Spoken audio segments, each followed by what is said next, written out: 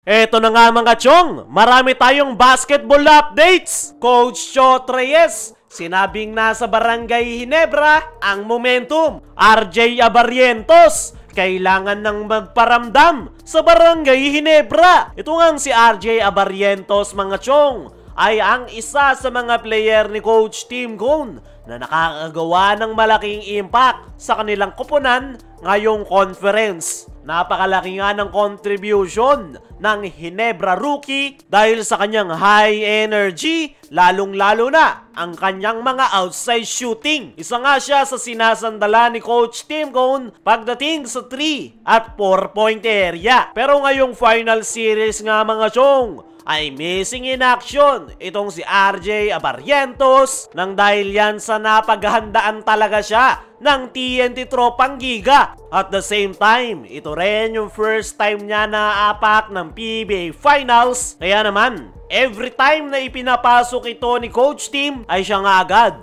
yung target ng TNT Tropang Giga. Kaya naman, limitadong minuto lang ang ibinibigay ni Coach Tim kay RJ Abarrientos na isa rin sa factor kung bakit hindi siya nakakapagbakita ng magandang performance. Pero sa paparating nga na Game 5, ay isa nga sa gusto kong pumutok sa Barangay Ginebra ay ang nasabing Ginebra rookie. Naniniwala ako mga chong na marami pang pwedeng mailabas itong si RJ Abarrientos ngayong PBA Finals. Paniguradong magagawa nito ng paraan kung paano siya makakalusot sa depensang ibinibigay sa kanya ng TNT. At kung mangyayari nga yan mga chong, ay maganda para sa Barangay Ginebra dahil isa nga si RJ sa mga masasabi nating kinakailangang mag-step up ngayong PBA Finals. Kailangan nga ng Barangay Ginebra ang outside shooting nitong si RJ Abarrientos dahil hindi naman sa lahat ng oras ay maganda ang laro nila Stephen Holt at Maverick Anmisi.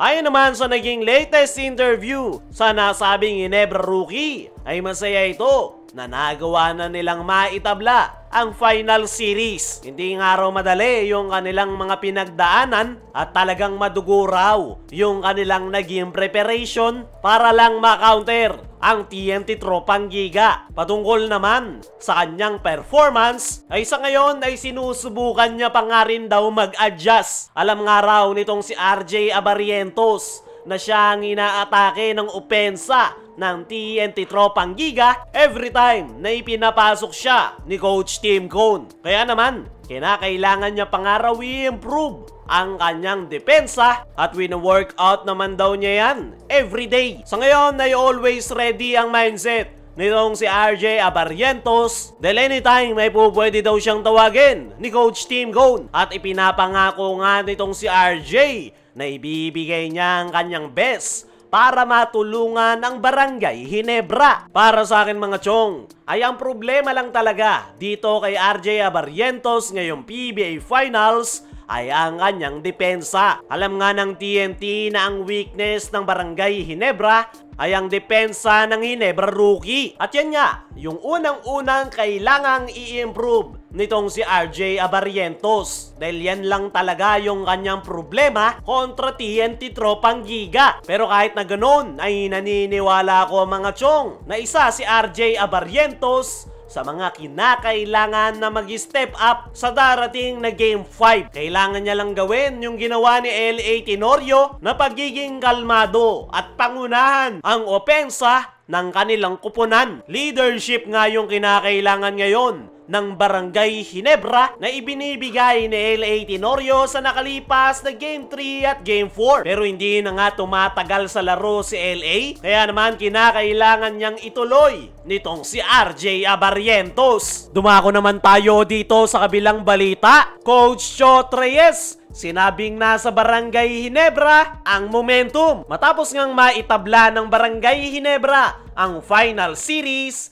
ay ina-acknowledge nga nitong si Chot Reyes na Barangay Ginebra na ang may hawak ng momentum. Same thing nga raw sa kanila yan noong Game 1 and Game 2, pero ngayon ay nag-shift na raw ang momentum sa Barangay Ginebra. At yan raw ang kagandahan ng final series. Ayon pa rin kay Chot Reyes, ay aminado nga ito na napakalaki ng naging adjustment ng Barangay Ginebra dahil mas humigpit raw yung kanilang depensa at nagsisimula ng pumasok yung mga outside shots. Kaya naman binigyang credits nitong si Chot Reyes si Coach Tim Cone na nagawang makapag-adjust at naitabla pa ang series. Pero kahit na ganoon ay masaya pa nga rin itong si Coach Chot Reyes sa naging performance ng kanyang koponan. Kumpiyansa pa nga rin ang nasabing TNT head coach na magagawa nilang makabalik at kukuhanin nga raw nila ang kampyonato ngayong best of 3 na lang ang natitira ngayong final series. Sa ngayon nga mga chong ay napaka-importante ng paparating na Game 5 dahil kung sino nga ang makakakuha ng panalo ay one step ahead